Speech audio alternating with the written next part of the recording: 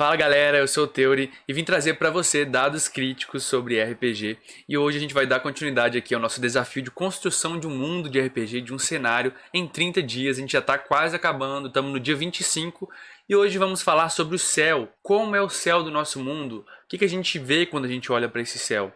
Seja astros ou fenômenos naturais como arco-íris e esse tipo de coisa. Como que eles ocorrem, né? E como fica mais plausível e verossimilhante da gente colocar no nosso mundo, na nossa história. Então vamos lá, mas antes a gente vai responder a nossa pergunta do dia aqui do desafio do Absolute Tabletop, né? E a pergunta do dia de hoje é a seguinte: qual que é a raça jogável mais incompreendida do seu mundo, né? E aí eu coloquei essa pergunta aqui já traduzida e eu pensei que talvez pudessem ser os Tiferinos, por conta do histórico de Nasse, né? Quem está acompanhando aqui o desafio sabe que Nasse ele é o continente ou a ilha onde esses Tiferinos viveram isolados por muito tempo por conta do que todo mundo diz ser uma punição dos deuses devido a um antigo ancestral dos Tiferinos ter liberado a magia no mundo. Eu estou escrevendo a história desse herói, tá? Desse grande herói aí que liberou a magia no mundo. Eu comecei a fazer em forma de conto e quando eu percebi eu estava escrevendo bem mais, né? Depois talvez se vocês quiserem eu posso liberar a história dele aí para vocês darem uma lida. E aí eu pensei também que outra raça que pudesse ser incompreendida seria talvez os elfos, né? Já que eles vivem naquelas ilhas no céu. E assim, eles são raças jogáveis, mas jogar, aparecer com um elfo assim, nas sociedades é algo assim, muito, mas muito raro de acontecer. Porque os elfos quiseram se separar, né? Talvez ali um elfo da floresta, um elfo silvestre, em alguns lugares fosse mais comum, mas os elfos mesmo que subiram, né, para a Terra Alta, eles são elfos um pouco mais incompreendidos. Todo mundo, algumas pessoas e raças olham para eles com um certo receio, um certo medo, outros olham com raiva, né, ou inveja pelo que eles conseguiram fazer. Então, basicamente, essas são as duas raças mais incompreendidas do cenário, ok? Jogáveis, pelo menos. Vamos então ao exercício de hoje, que eu vou deixar o link na descrição aqui, você pode entrar e vai nos levar para o guia aqui do Scribe Encapuzado, onde o Diogo Juan Horta aqui, ele traduz os guias da Stephanie Bryant, que é a autora original.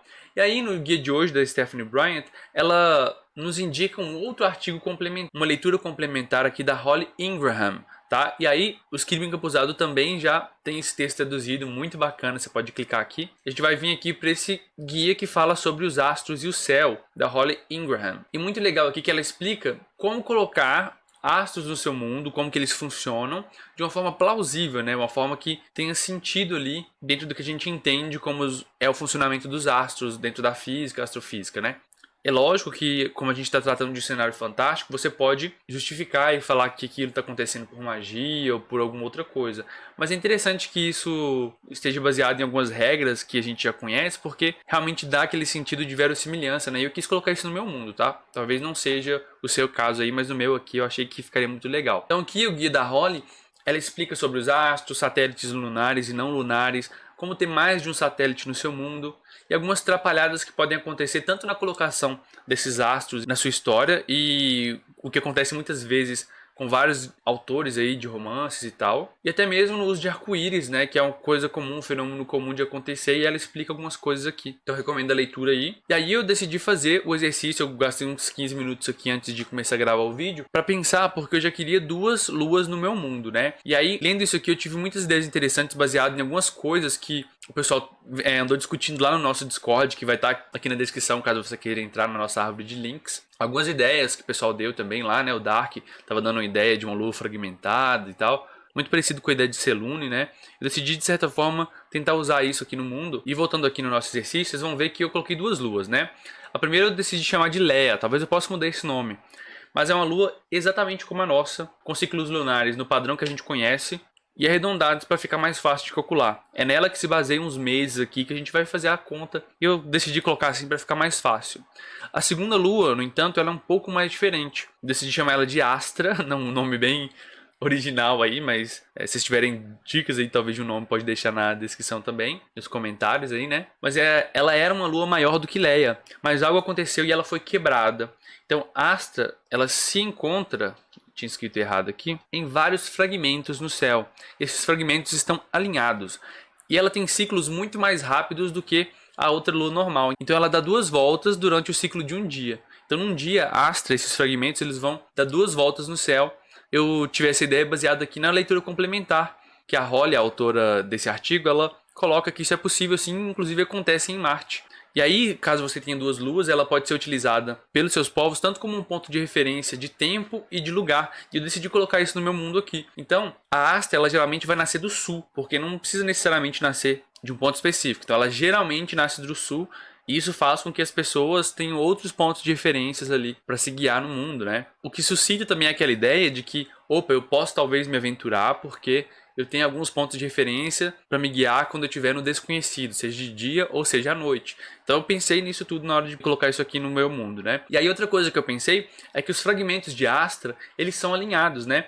De forma que, como a Lua não tem uma luz própria, né? Qualquer lua é assim, ela reflete a luz do Sol, ela vai estar mais tempo na parte crescente do que na parte cheia. Então, à medida que ela vai se descobrindo ali, ela vai seguindo o seu ciclo, aqueles fragmentos que estão separados, eles vão ficando acesos ou apagados, eles vão ficando escuros, visíveis ou não.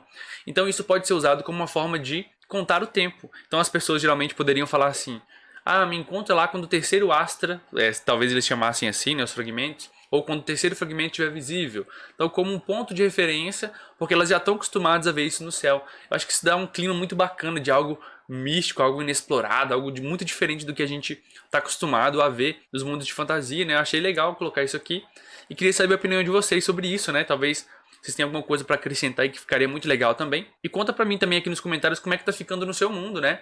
A galera que tá chegando até aqui, a galera que tá com o mundo quase pronto. Então, deixa nos comentários como é que tá ficando. Ou então, comenta com a gente lá no Discord, tá criando uma discussão muito bacana sobre essa criação de mundo, ok? Não esquece de conferir se você está inscrito no canal e se inscreva caso você curta conteúdo de RPG de mesa. Aqui eu trago conteúdo para mestres e para jogadores para tentar te ajudar a inserir nesse mundo bacana aí do RPG de mesa. E considere também se tornar um membro aqui ou lá no Twitch, um sub, porque aí você recebe todos os vídeos que eu faço com uma certa antecedência e tem acesso a uma parte separada lá no nosso Discord, ok? Onde a gente discute os próximos temas e eu peço a ajuda da galera também para muitas coisas. Obrigado por ter assistido até aqui e até o próximo vídeo amanhã.